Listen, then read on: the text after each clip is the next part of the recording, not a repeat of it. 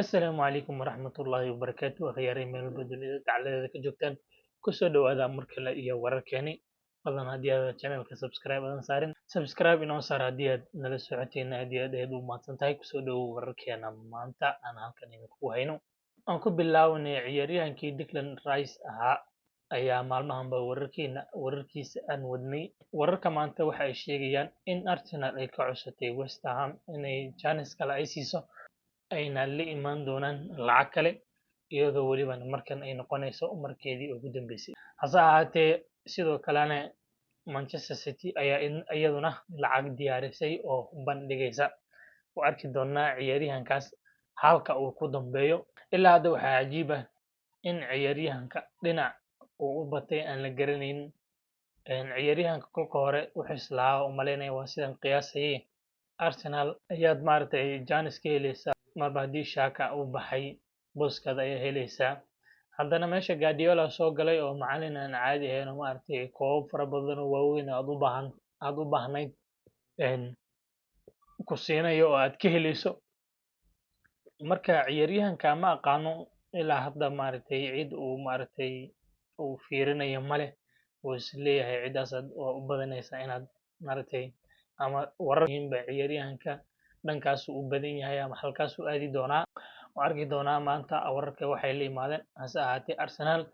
lacagta hadda lagu qiyaasayo in ay diyaarinayaan waxay tahay lacag 100 milyan ah ma garanayo in ay add-ons iyo lacago kale oo gadaal lagaga dardaraya ay ku jiraan laakiin Arsenal lacagta ay maaragtay bandhigi doonto maanta waxaa lagu qiyaasayaa inay tahay lacag 100 milyan ah sidoo kaleete sidaan idiin sheegay iyadana Manchester United iyadana waxay diyaar la tahay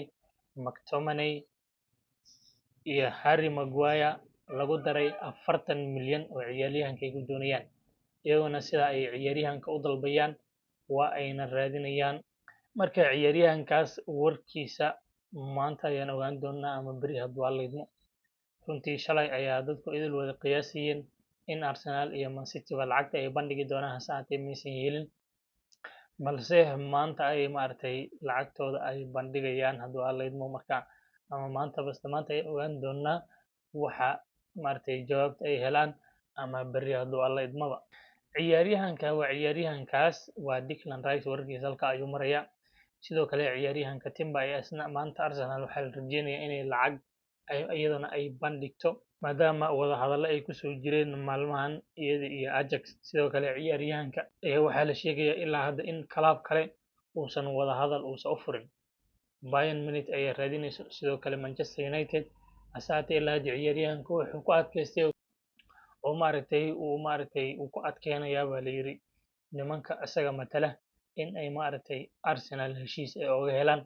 marka ciyaaryahanka isaguna Arsenal maanta ay u diyaarinaysaa ayaa la leeyahay lacagtii ay ku talagashay ay ku saxiixi lahayd sidoo kale wararka maanta waxay sheegayaan in Arsenal iyo Southampton iyaguna heshiis ay gaareen oo Arsenal iyaduna mar dhow isku diyaarin doonto inay lacag bandhigto Arsenal ayaa maalmahanba wadahadal kula jirtay Southampton si ay uga saxiixatay ciyaaryahanka Romeo Lavia hase ahaatee maaragtay wararku waxay sheegayaan in lacago aad u fara badan ay sheeganayaan Southampton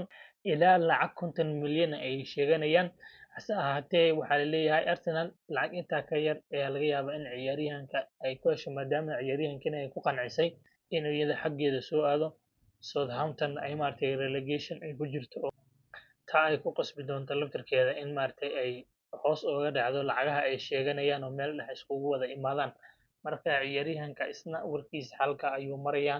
oo Arsenal isna Timber iyo inkasta oo maaragtay markii ay soo qabatay Declan Rice ama Timber ay ciyaaryahanka soo qaban doonto sidoo kale Partey ayaa isna la rajeynayaa in uu aado Juventus wadahadal ay galeen Arsenal iyo Juventus kadib kaasoo kaliya la sugaya in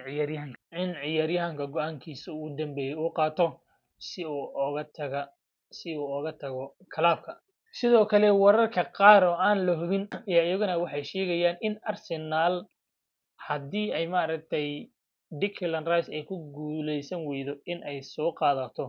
ay uga wareegi doonto ciyaaryahankii marka horeba ay raadinayeen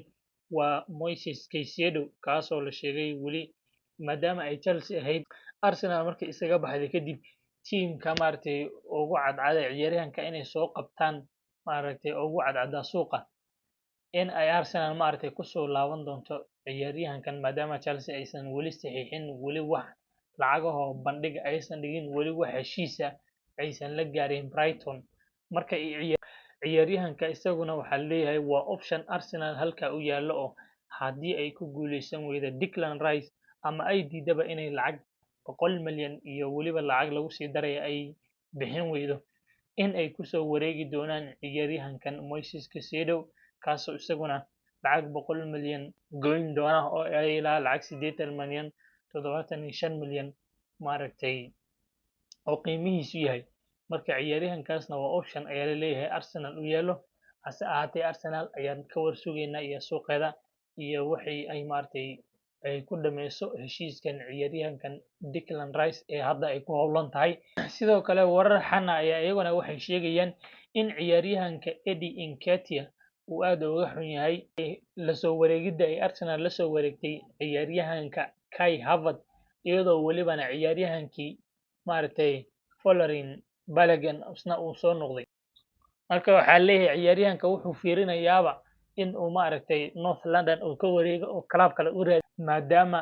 ciyaaryahanka uu doonayo si regularly ah si joogto ah inuu mar walba u ciyaaro marka ciyaaryahanka isna waxaa leeyahay